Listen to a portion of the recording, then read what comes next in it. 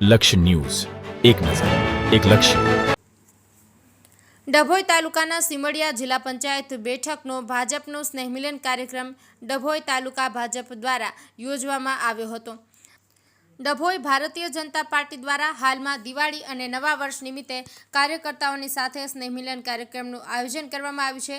ચાલુ વર્ષે જિલ્લા પંચાયત દીઠ સ્નેહમિલન કાર્યક્રમના આયોજન વિવિધ રીતે સ્થળો પર કરવામાં આવી રહ્યા છે. ત્યારે સીમડિયા જિલ્લા પંચાયત સીટનું સ્નેહમિલન કાર્યક્રમનું આયોજન જૂની માંગરોળ ખાતે ખોડિયાર ફાર્મ ખાતે કરવામાં આવ્યું હતું. ડભોઈના ધારાસભ્ય શૈલેષભાઈ મહેતા, વડોદરા જિલ્લા પંચાયત ઉપપ્રમુખ અને સીમડિયા જિલ્લા પંચાયતના સીટ પરથી જીતેલા એવા અશ્વિનભાઈ વકીલ તેમજ જિલ્લા ભાજપ મહામંત્રી યોગેશભાઈ અદિયારુ આ પ્રસંગે ઉપસ્થિત રહ્યા હતા. જુદા જુદા ગામના આગેવાનો, ભાજપના કાર્યકરો મોટી સંખ્યામાં આ પ્રસંગે ઉપસ્થિત રહ્યા હતા.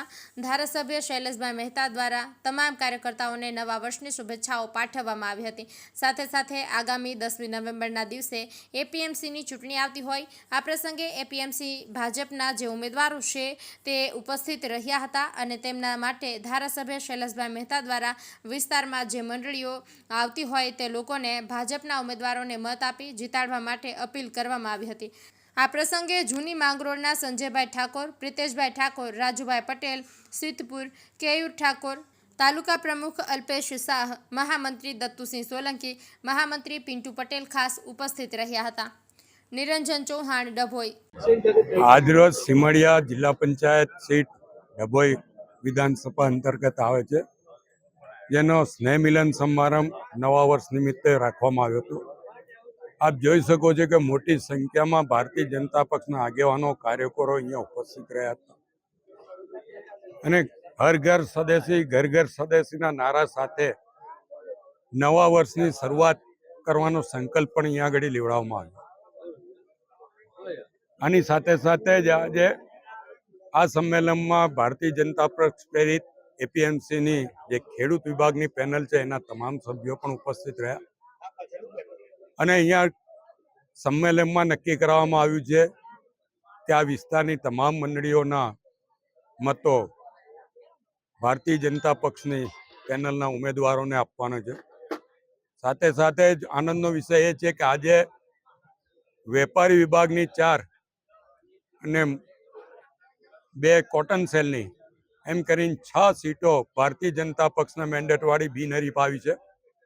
એટલે 16માંથી 6 અમારા ઉમેદવારો આજે જીતેલા ડિક્લેર થઈ ગયા છે અને અમે ગઈકાલે પણ કીધેલું, આજે પણ કહીએ છીએ કે એપીએમસીમાં ભારતીય જનતા પક્ષનું બોર્ડ બેસવાનું છે. અમારા ટીમ લીડર દિલીપભાઈ નાગજીભાઈ પટેલ અત્યારે ખરાબ તબિયતની કારણે પ્રજાની વચ્ચે જઈ નથી શકતા, પણ અમારી ટીમ સમગ્ર રીતે આ ઇલેક્શનમાં તૈયારીમાં છે અને 10 સીટો મોટા માર્જિનથી જીતવાના છે એની ખાતરી આપીએ છીએ.